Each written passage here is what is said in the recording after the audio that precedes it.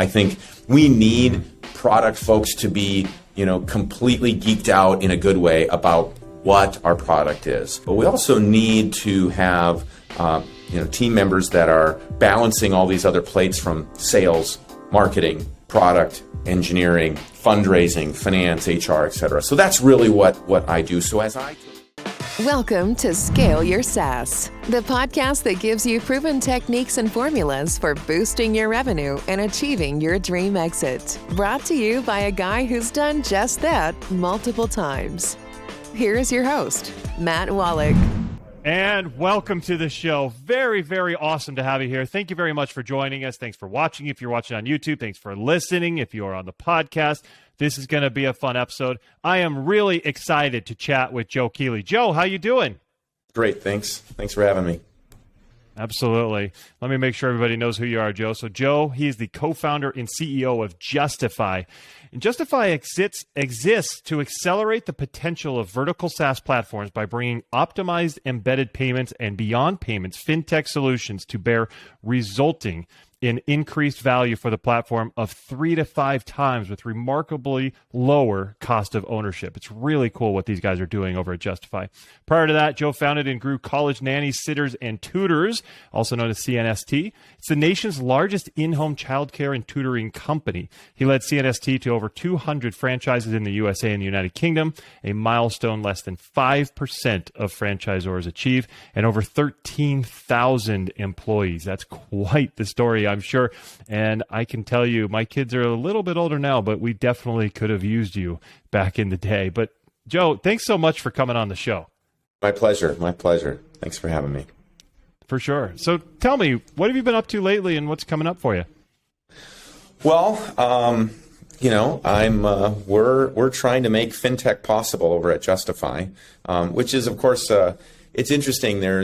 You talked about, every time I hear the stark contrast, I don't know if some of the listeners feel the same way, but, running a global childcare company made me uniquely unqualified to solve some fintech problems in software on one hand. On the other hand, it's remarkably similar because we're talking about, building a culture, a company. And the good news is I don't have to be the smartest technical person in the room because I have a great co-founder and a great team and things. But we've been, we're doing what, one of the famous VCs, Mark Andreessen, he is quoted or a number of things. One, he said, software is eating the world.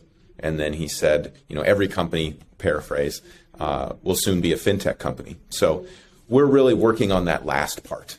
How can platforms, how can software companies harness the power of embedded finance, those software tools, those products for the value given to their customers and to them in a more easily digestible way? Because the reality is, it's these terms are thrown around a lot. It sounds really great, but how do you actually do it? Because these tools historically have been reserved for the few. And with the advance of technology and other things, we think that that's maybe not right. And we want to enable every software platform where it fits to have the same opportunity to grow and increase value and as the next. I love that. That's one of the things I love about some of the great tools are coming out, and JustiFi is right in there with all of them. Some of the, older days, the big players had all the fun, they had all the tools, and they had all the access to everything. But now there's so much opportunity for some of the smaller and medium-sized companies to be able to accelerate and catch and really zoom right past the big ones. So super awesome job that you guys are part of that and making that happen. But I definitely want to know, and you did mention it, how did you go from building a platform for tutors and nannies and all that to a fintech company? What was that whole thing like? Well, it's a bit bumpy, but had a 15-year overnight success, as I like to call it, in that, grew a company the old-fashioned way, didn't have remarkably high or very much any outside professional investment, and just started that company as I was a hockey player in college. I went to the university. I played hockey too. There you go. Well, we got that in common. Awesome. And I answered an ad in perhaps that's only placed in a couple places in the country. Minnesota is one of them. That's where I went to university. And it said, looking for a hockey player to watch our two boys. So I answered the ad and said, I need a summer job. And it ended up being these two boys, their big brother, their nanny, if you will. We like to call that a manny.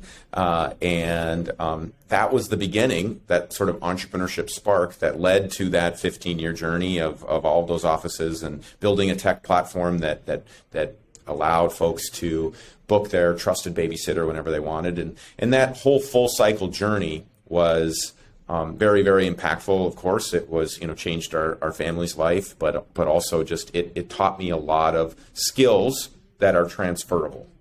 Building teams, building organizations, solving problems, achieving product market fit, all the things that, frankly, are independent of whatever the business that you're actually in is. I think we need product folks to be, completely geeked out in a good way about what our product is, but we also need to have team members that are balancing all these other plates from sales, marketing, product, engineering, fundraising, finance, HR, et cetera. So that's really what I do. So as I took a sabbatical, I took about a year and a half off after I fully exited college nannies, and that sort of intersected with the onset of the pandemic. So things were really quiet, actually. And I asked myself, what am I really, really good at? What gives me energy? What do I want to do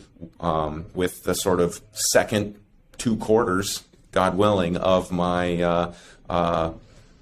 game here? And so I had a unique opportunity to have halftime, and a couple things I wrote down on the list as I reflected. One, I wanted to solve a really big problem. I wanted to solve that with technology, because that's really what really got me excited and created the most value. That is our gold rush of our generation.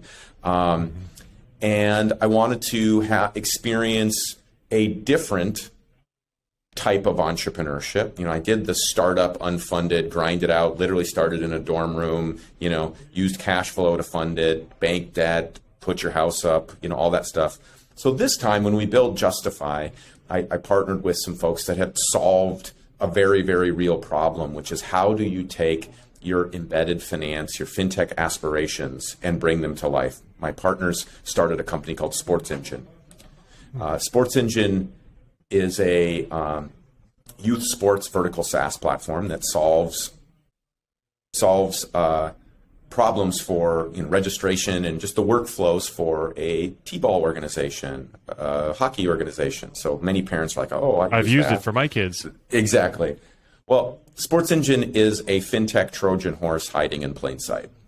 They make most of their money monetizing payments, insurance, lending, other financial products. So there was some technology and know-how that my partners had built, and they exited that company. And so we got together, and I merged what I was looking to do and the problem, the know-how that they had, and that's how JustiFi came to be. So we exist to accelerate the potential, and specifically the fintech potential of other software companies, and we're having a blast doing it. And also from an entrepreneurship perspective, this sort of business, like many software companies, like many fintech companies, requires very, very real capital that isn't sitting around under the cushions. So we've raised $13.5 million to date for some sort of very well-known investors. We have a very strong team and dozens and dozens of customers. So we're well on our way, and I'm enjoying these very similar but different second half of my entrepreneurial journey. I love it. First of all, I've never seen an ad looking for a hockey player to watch some kids, but I guess that they wanted you to kind of share your skills with the boys so that they could grow. Have you kept up with them? Are they doing well? I have, and they had a successful. Everything was okay. We got them to their activities and their hockey on time. I kept them fed, relatively safe. I played chef, chauffeur, referee, coach, all of those things. And nice. The first day I showed up, the 9-year-olds, I introduced, I said, hey, I'm Joe. I play hockey at, XY, University of St. Thomas. And he said, oh, that's cool. And he said, I'm going to play hockey at Harvard. I said, oh, heard of it? I guess we better get to work. So they went on. They had a great high school hockey career, great young men. They both played hockey at Harvard, played a little pro, and now they're off in the business world doing great things. So it was a transformative ad that I answered. Well, I liked them a little more before I heard that. I went to Cornell. Harvard was our rival in hockey. Yes. So not so happy anymore. But no, that's good. That's awesome. Good job getting them. I'm sure it was all of your skills that you gave them that got in there. So well done. Results may vary. Exactly. Let's talk about this. Where should founders start when considering adding a fintech layer to their platform? How's that all go? Yeah, I think it's the first thing we need to do, I think, is take a step back, and say, like, what is it? What is it? There's so much jargon that's thrown around. And I think what I've found and what's been a benefit to me, like transferring industries, is just straight away saying, okay, I'll just say for me, even if it's not the case, but I think it's really helpful to say, let's explain what we're talking about first. Because I think we all have our own imposter syndrome, that's going on, and people talk about, oh, you gotta be a fintech company. Like, well, what does that actually mean? And then how you best to do it. So I think if we step back and say, financial technology or embedded financial products and services, we're talking about any sort of product that you could put into your software that your customers could use, and hopefully you can participate in the unit economics of that. So the first thing you need to do is to understand what products or services might your customers on your SaaS platform benefit from having in-app. So in Sports Engine's example, payments are the sort of, obvious one, and in many cases, it's sort of a table stakes. If you're going to have a software platform, being able to have your customers collect money is there. But there's a massive difference between having payments and monetizing it in an optimized fashion. So that's sort of first off. And then there's other things like embedded insurance, lending, card issuing, etc. So just like your earlier comment that some of the, great technology, if we go way back when, was reserved to only the Fortune 500 companies that could afford a supercomputer. Today, there's so many things that are fingertips, and I think there's this burden of abundance that exists out there, because what is the actual best way to go about this? And the best way, because you can get some pretty dated advice, if you have some really seasoned, experienced investors that said, you're a great platform, you need to monetize payments, you need to be a PayFac or a payment facilitator. You do not need to be a payment facilitator. There's only 250 payment facilitators in the United States of America. We are one of them, but the cost associated to do that is just not. It has increased with compliance. So, that's why there's PayFacs as a service and things like that. So the first thing that a software platform needs to do to unlock, and Sports Engine learned this over decades of roaming through the desert, switching processors and going through a lot of pain. And that's essentially what we're going to market with our infrastructure platform is you need to own your customer data. And we like to throw that around like, oh, data is the new oil and you have to, but why? You need to own your customer onboarding data in a tokenized way so that you can quickly and easily launch and swap between fintech providers. Mm-hmm. So we help platforms get control of their customer data and then deliberately launch in a non-disruptive fashion new products and services. Because you need to think about this as a fintech journey. What product today might be perfect may not work for you 5 years from now. And if you have to go through ripping out infrastructure and swapping things out, that's why many, many platforms have very high fintech aspirations, but yet very low, activation. It's because they're busy. They're busy building their own software platform, getting customers, keeping them happy, and that's what they should be doing. So the first thing is to really have a plan, have it at a high level that make sure that one has flexibility and optionality, because the tools that are out there today, if executed properly, can really help you accelerate that potential. It's similar, like, you don't need to have a closet full of servers to, host your data anymore. Like, that would be ridiculous. But there was a time where that was the only way to do it before AWS and Azure and other things. So that's our view of the world anyhow. I love it. I want to ask you, you said you've taken on money. Was that a tough decision to bring in money, or were you always planning on doing that to help you accelerate? How did that go? I know the reason I asked, Joe, a lot of our listeners are bootstrapped and they're considering, hey, should we take on money? Should we not? How did it go for you? Yeah. Well, in this instance, it was by design from the very beginning. So some of the founders and the core engineering team of Sports Engine, we came together and we were incubated inside of a venture capital firm called Rally Ventures. So we were sort of a mature, seasoned team that was brought together. We had initial seed funding, went out for a round. So and this is a very, very big aspiration to orchestrate embedded finance for software platforms, and the bar is super high. When I always talk about when you're dealing with OPM or other people's money, there isn't mistakes that can be made with that. So we knew that we needed a very top-rate team. We needed, to build out the technology that we had used for the last 10 years, or at least the know-how. So there's just certain businesses that you can't get off the ground without that sort of capital. Others, as like my prior company, you can. And so that was very attractive to me because that was a different path. And win, lose, or draw, I'll have two very different entrepreneurial experiences that I'll be able to talk about at some point in the future in a compare and contrast manner. Yeah, I love it. What a wealth of experience you've got behind you. That's fantastic. So tell me about, this company. You got it kicked off. You're growing it. What were some of the best moves you guys made in the early days to help it get it going and get accelerating? Yeah, I mean, you hear this over and over and again, and certainly capital helps this, but getting that core experienced team right. We have some.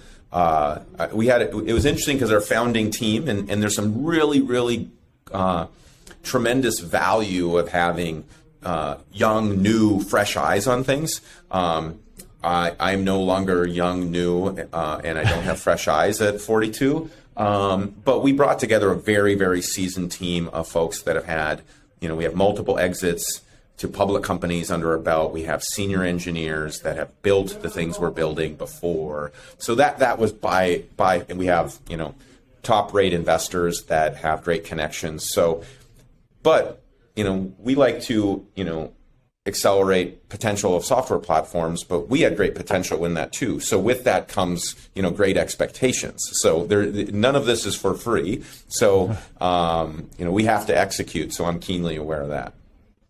For sure. Yeah, it's definitely a good focus for you then. So let's flip it the other way. What were some of the mistakes you guys made that you were like, ooh, I wish we could have done that differently or avoided that?